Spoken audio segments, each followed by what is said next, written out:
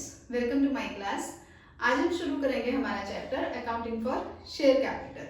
Share capital क्या है? That is the amount a company can raise, जिसे हम ऑथराइज्ड कैपिटल भी कह देते हैं। कंपनी अपनी कैपिटल को डिवाइड करती है in the smaller units of small denominations. ठीक है, जैसे हम कह देते हैं कि कंपनी की सपोजिंग शेयर कैपिटल है 5 लाख की।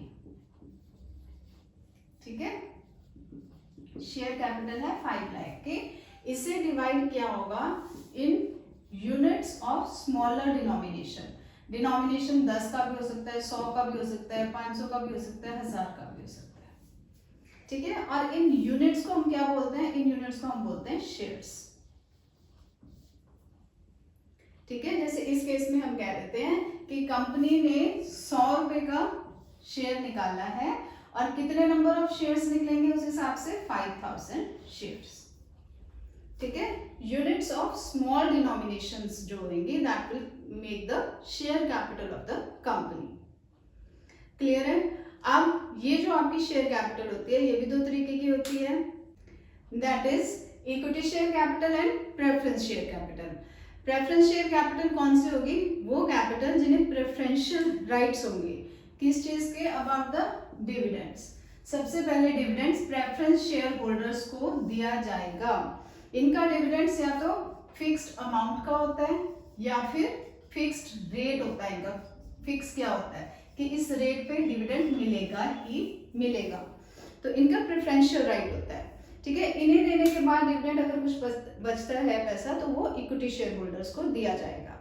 सिमिलरली अगर कंपनी वाइंड अप करती है, खत्म हो जाती है, तो सबसे पहले पेमेंट मिलेगी प्रेफरेंस शेयर होल्डर्स को, उसके बाद मिलेगी इक्विटी शेयर होल्डर्स को।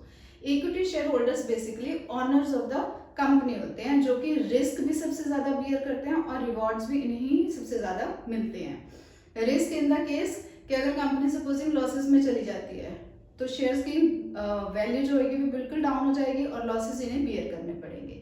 रिवॉर्ड होता है अगर कंपनी बहुत अच्छी चल रही है तो डिविडेंड्स मैक्सिमम इन्हें ही मिलता है। प्रेफरेंस का तो फिक्स्ड अमाउंट या फिक्स्ड रेट ही होगा, उससे ऊपर जितना भी होगा that will be of the equity share holders. इस हिसाब से इनका रिस्क और रिवार्ड सबसे ज्यादा होता है, बट इन्हें प्रेफरेंशियल राइट्स होते हैं, इसलिए इनको प्रेफरेंस शेयर होल्डर्स बोलते हैं। ठीक है, अब हम करते हैं classification of shares. According to schedule 3 of companies act 2013, एक कंपनी को ये जरूरी है कि वो स्टेट करे अपनी ऑथराइज्ड, इशूड और सब्सक्राइब कैपिटल को। ठीक है, उसे शो करना इसे जरूरी है किसी भी कंपनी को। ऑथराइज्ड कैपिटल क्या हुई? वो कैपिटल जितनी कंपनी रेज कर सकते हैं। ये आपके मेमोरेंडम ऑफ एसोसिएशन में लिखा होता है कि कंपनी को इतनी अथॉरिटी है, इतने अमाउंट तक कंपनी जो है वो कैपिटल रेज कर सकती है। जैसे हम कहते हैं कि कंपनी जो है 50 लाख तक की उसकी ऑथराइज्ड कैपिटल है, which is divided into 50,000 shares of ₹100 each. ठीक है, तो दैट मीन्स कंपनी 50 लाख तक ही इशू निकाल सकती है। That is the authorised capital, क्योंकि उससे अथॉरिटी ही इतने की है। अब कंपनी को जरूरी तो नहीं है जितने के ऑथराइज्ड कैपिटल है वो सारे का सारा इशू निकाले, बिल्कुल भी नहीं। तो इशूड कैपिटल क्या हुई? इशूड कैपिटल वो हुई कि जो कंपनी धीरे धीरे करके लोगों से पैसा मंगवाती है या शेयर्स इशू करती है। ठीक है, अब जैसे हम कहते हैं 50 लाख तक का वो ऑथराइज्ड कैपिटल है, बट उसमें से मंगवाया कितना? सपोजिंग हम कहते हैं कि उसने इशू किए शेयर्स 40,000 शेयर्स करे ऑफ ₹100 ईच। ठीक है, तो उसकी इशूड कैपिटल कितनी हुई? That is 40 lakh. क्लियर है?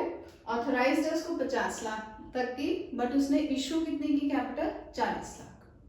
ठीक है, पब्लिक से कितना पैसा मंगवाया? That is 40 lakh. That is the issued capital. अब मंगवाया तो कंपनी ने 40,000 शेयर्स, लोगों ने जितना सब्सक्राइब किया, जितने शेयर्स परचेज किए, सब्सक्राइब किए, that will be the subscribed capital. ठीक है, इशू तो कंपनी ने निकाल दिया, बट लोगों ने जितना परचेज किया, सबके सब परचेज करेंगे कोई जरूरी नहीं है, तो जितने तक लोगों ने परचेज किया that will be the subscribed capital. जैसे हम कहते हैं कि 40,000 शेयर्स कंपनी ने इशू किए, बट लोगों ने सब्सक्राइब किए सिर्फ 35,000 शेयर्स। ठीक है, और एक शेयर की कॉस्ट कितनी है? 100। तो कितनी सब्सक्राइब कैपिटल बनी इनकी? 35 लाख।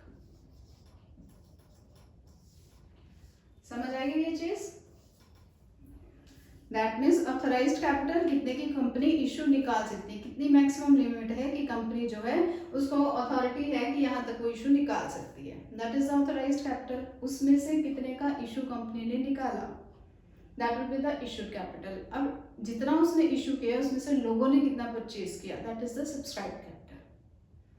क्लियर है ये चीज। अब ऑथराइज्ड, इशूड और सब्सक्राइब कैपिटल को हम बैलेंस शीट में कैसे शो करते हैं अपनी नेक्स्ट वीडियो में करेंगे। होप आपको ये टॉपिक समझ आया होगा। If you like my video please do like, share and subscribe. Thank you.